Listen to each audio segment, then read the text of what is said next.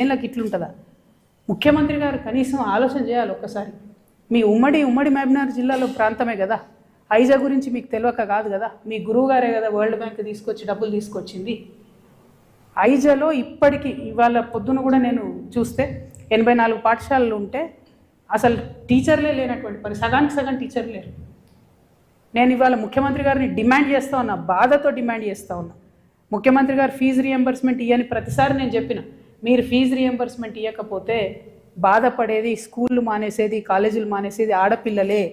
మీరు fee reimbursement ఇవ్వకపోతే మగపోరాళ్ళని ఏదో ఒకటి చేసి ఇల్లమ్మో ఏదో ఒకటి చేసి చదివిస్తారు, ఆడపిల్లలు మాత్రం డ్రాప్ అవుట్ అవుతారు. అది నిన్న నేను ప్రత్యక్షంగా ఇక్కడ చూసిన. నేను ముఖ్యమంత్రి గారిని డిమాండ్ చేస్తున్నా, మీ మీద బాధ్యత ఉన్నది. ఇది మీ సొంత జిల్లా కాకపోయినా ఈ రాష్ట్రంలో ఒక భాగమై లిటరసీ లేనందుకు మీరు కంప్లీట్ గద్వాల స్కూల్ సిస్టమ్ని, మా కర్మకు మీరే విద్యాశాఖ మంత్రి కాబట్టి కంప్లీట్ గద్వాలలో ఉన్నటువంటి ఖాళీ ఉపాధ్యాయ పోస్టులను నింపాలి, అవసరమైతే ఎక్కువ పాఠశాలలు పెట్టాలి. చాలా దారుణంగా ఉంది. 10వ తరగతిలో ఒక రిజల్ట్ వస్తుంది, ఇంటర్మీడియట్ పోయే వరకు మొత్తం పడిపోతుంది. 10వ తరగతిలో మాస్ కాపింగ్ చేస్తారట. ఇది మన బీహార్ నాకు అర్థమైతలేదు. సిగ్గు అనిపిస్తుంది వింటుంటే నాకు. ఏం చేయనికే మాస్ కాపింగ్ చేసి మీరు రిజల్ట్లు చూపించుకోవడానికి, కలెక్టర్లు ఫోటోలు దిగడానికి తప్పితే ఎందుకు పనికి వస్తుంది అది? ఇంటర్మీడియట్ పోగానే పిల్లలు ఆగమాగం ఎక్కడెక్కడ అక్కడ పోతాడు, చదువుకు పోయేది లేదు, ఉద్యోగానికి పోయేది లేదు. నాకు కథలు వింటుంటే అసలు నేను ఎక్కడున్నాను అర్థం కాలేదు. నిన్న పోయి మా పిల్లాన్ని స్కూల్లో చేర్పిస్తా అంటే, ఏముందా స్కూల్లో చేర్పించేది, నువ్వు పోయి పొలంలో పని చేసుకొని నాయకులే చెప్తున్నటువంటి పరిస్థితి ఇక్కడ గద్వాల్లో. ఇంత అన్యాయం ఉంటుందా? చాలా దారుణంగా ఉంది లిటరసీ రేట్ అయితే. కేరళ ఒక పక్క 95% లిటరసీ రేట్తో ముందుకు పోతుంటే మనం మాత్రం ఇంకా 23% మహిళా లిటరసీ రేట్ అంటే చాలా చాలా దారుణంగా ఉంది. అయితే ఇది అత్యంత బాధాకరమైన సబ్జెక్ట్ కాబట్టి మీకు ఫస్ట్ చెప్తున్నా.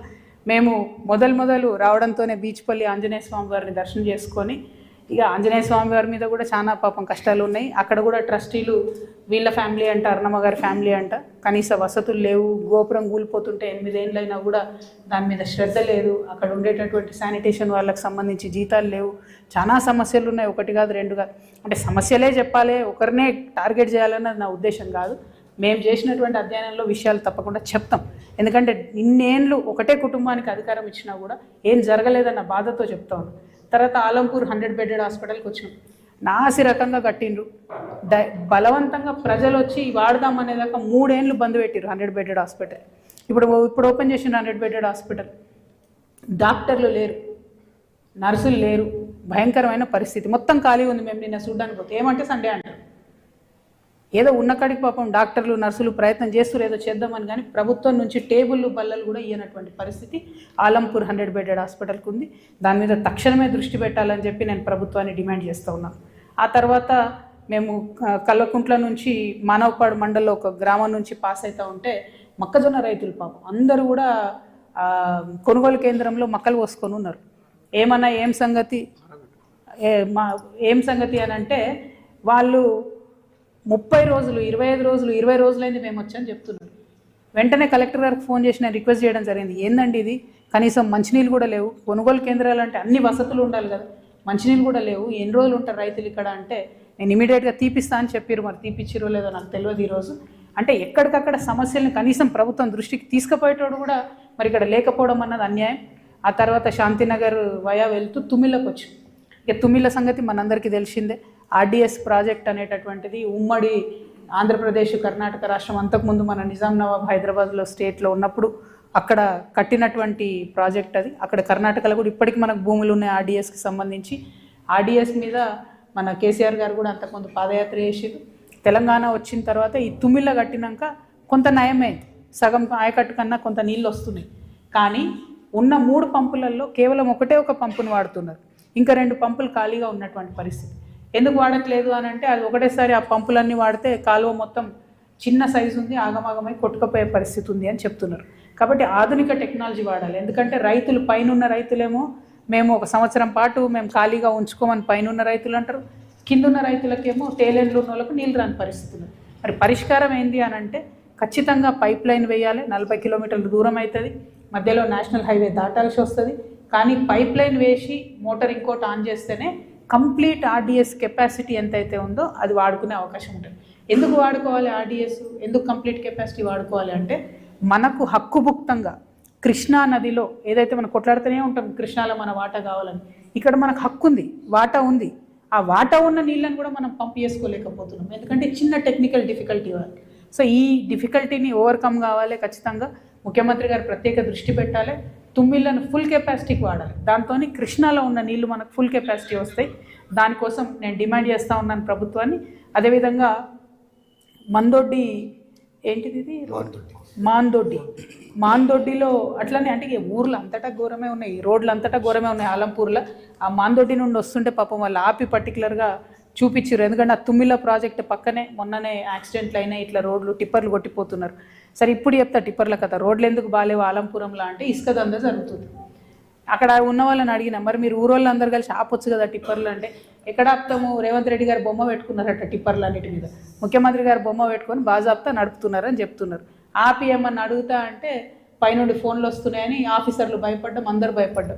మరి ముఖ్యమంత్రి గారికి ఇది తెలిసి జరుగుతుందా తెలియక జరుగుతుందా నాకు తెలియదు, కానీ గద్వాల జిల్లాలో వందలాది టిప్పర్ల ఇసుక దందా ముఖ్యమంత్రి రేవంత్ రెడ్డి గారి పేరు మీద జరుగుతుంది. దానికి ఆయనకు సంబంధం లేకపోతే ఆయన ఆపాలే. ఎందుకోసం అంటే ఆలంపూర్లో ఉన్న రోడ్లన్నీ నాశనం అయిపోయినాయి, మొత్తం కంకర తేలి ఉన్నాయి అన్ని రోడ్లు కూడా. చిన్నపిల్లలు బడికి పోలేని పరిస్థితి, ఆడపిల్లలు ఒంటరిగా నడిచి వెళ్ళలేని పరిస్థితి, చాలా అధ్వానంగా ఉంది. ముఖ్యమంత్రి గారు దృష్టి పెట్టాలని చెప్పి నేను డిమాండ్ చేస్తూ ఉన్నాను. ఆ తర్వాత పెద్ద ధన్వాడ, అరే ఈ ప్రింట్అవుట్ తెచ్చినాం మర్చిపోయినట్టు, పెద్ద ధన్వాడలో ఇథనాల్ ఫ్యాక్టరీ 14 గ్రామాలకు సంబంధించినటువంటి రైతులు అక్కడ ధర్నా చేస్తున్నటువంటి పరిస్థితి. అయితే అక్కడ నేను కూడా ఫస్ట్ అనుకున్నా, కంపెనీలు రావాలి, మన జిల్లాలు బాగుపడాలి, ఎందుకు బాధపడుతున్నారు రైతులని.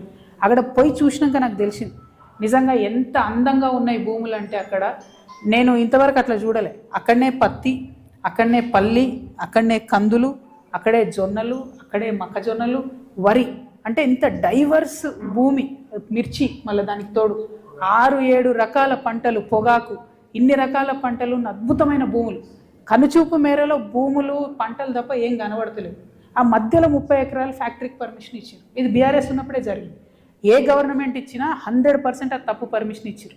ఎందుకంటే నేను అక్కడ పోయి చూసిన తర్వాత ఎట్లా అంటే ఆ ఫ్యాక్టరీ అతను ఫ్యాక్టరీ పెడతా అని కొనలేదు, మోసం చేసి రైతులు మేము ఇక్కడ తోటలు పెట్టుకుంటామని మెల్లగా 3 సంవత్సరాలలో 30 ఎకరాలు అక్వైర్ చేశారు. అక్వైర్ చేసినాక ఆయనకు పర్మిషన్ వచ్చింది. అసలు పర్మిషన్ ఎవరిచ్చిరో కానీ నిజంగా వారికి ఖచ్చితంగా పనిష్మెంట్ ఉండాలి. ఎందుకంటే కరెక్ట్ అక్కడి నుండి 500 మీటర్స్ లోపలనే తుంగభద్ర నది ఉన్నది. అంటే అసలు నది బెడ్లో ఇథనాల్ ప్రొడ్యూస్ చేసే లాంటి ఫ్యాక్టరీ ఉండే ఆస్కారమే లేదు. వందలాది సుప్రీంకోర్టు తీర్పులు ఉన్నాయి. ఖచ్చితంగా దాన్ని మేము ఛాలెంజ్ చేస్తాం. ఆ ఫ్యాక్టరీకి పర్మిషన్ ఇవ్వడానికి లేదు, అది అక్కడ నడవడానికి లేదు. నేను కూడా అక్కడ పోయేంత వరకు అనుమానాస్పదంగానే పోయినా, రైతన్నలు అనవసరంగా అపోహలకు పోతున్నారా, ఇబ్బంది పడుతున్నారు. కానీ 100% పచ్చని పంట పొలాల మధ్యలో ఆ ఫ్యాక్టరీ పెడుతున్నారు. ఇంకోటి ఏమవుతుందంటే ఇట్లాంటి ఫ్యాక్టరీలు పెట్టినప్పుడు ఇవి కోకొల్లలుగా చూసినాం, మూసి విషయంలో చూసినాం. వాళ్ళు వ్యర్థాలన్నీ రాత్రిపూట డంప్ చేస్తుంటారు నదులలో, చుట్టుపక్కల ఉన్నటువంటి ల్యాండ్లో బోర్లు డ్రిల్ చేసి అందులోకి డంప్ చేస్తుంటారు. అల్టిమేట్గా ఏమవుతుందంటే ఆ చుట్టూ ఉన్నటువంటి పొలం కూడా తగ్గిపోతుంది, పాడైపోతుంది, తుంగభద్ర నది కలుషితం అవుతుంది. కాబట్టి ఎట్టి పరిస్థితులలో పెద్ద ధన్వాడలో ఇథనాల్ ఫ్యాక్టరీ పెట్టడానికి లేదు. ఆ 14 గ్రామాల ప్రజల పక్షాన తెలంగాణ జాగృతి ఉంటుంది. రంజిత్ కుమార్ గారు నడిగడ్డ హక్కుల పోరాట సమితి నుండి తను కూడా ఉంటాడు. ఇక్కడ ఉన్నటువంటి మేమందరం పనిచేస్తాం, ఖచ్చితంగా దాన్ని ఆపుతాం. అదేవిధంగా అక్కడ నుండి మేము ఐజాక్ వచ్చినాం, విత్తనం పత్తి ఫ్యాక్టరీలను చూడడానికి వచ్చినాం. అదొక పెద్ద మాయ నడుస్తున్నది మన జిల్లాలో. విత్తనం పత్తి అనేటటువంటి కాన్సెప్టే సీడ్కి ప్రసిద్ధి, మనం దేశవ్యాప్తంగా కాటన్ సీడ్ గద్వాల్లో బాగా దొరుకుతుందని. కానీ రైతులకు మాత్రం ₹1 లాభం లేదు. కష్టపడి కాటన్ సీడ్ వండించి సీడ్ తీసుకుపోయి మధ్యలో ఉండే ఆర్గనైజర్కి ఇస్తే